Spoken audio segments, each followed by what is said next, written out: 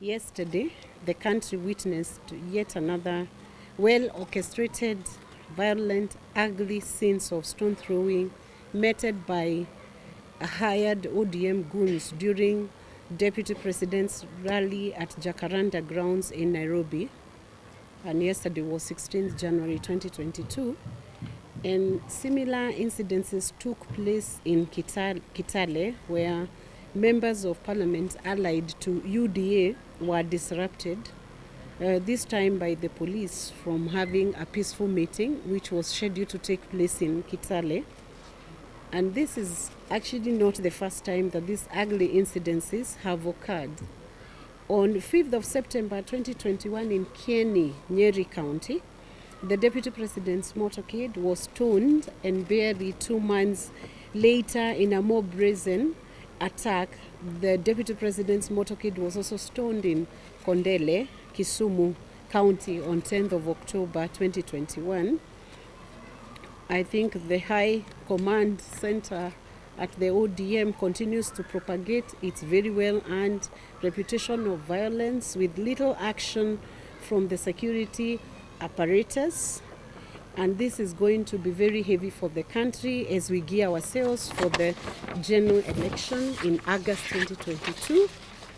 And ODM has left no doubt that it intends to use acts of causing fear among our members and causing fear among Kenyans, and perpetrating such fear of being hurt or use of violence during our rallies in both in Nairobi and other counties in Kenya.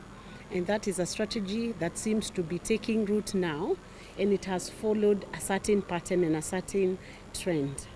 UDA party demands that the Ministry of Interior and the Kenya Police to arrest this situation and bring all the perpetrators to book. Investigations must be concluded with speed, and perpetrators of these acts must definitely be brought before the courts of law.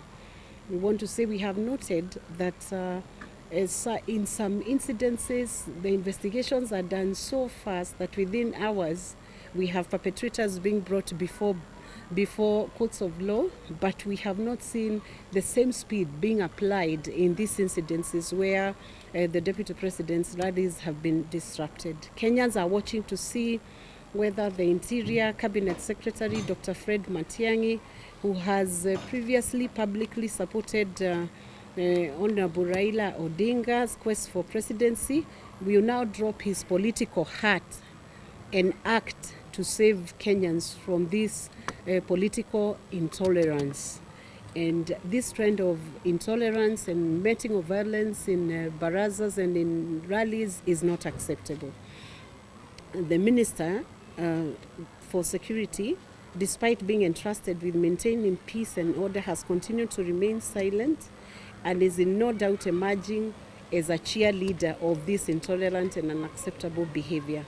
The party will now be writing officially to the IG, seeking to know the progress of investigations of these unfortunate incidences and seeking explanation of why in Kitale a peaceful meeting was disrupted and disbanded by the police.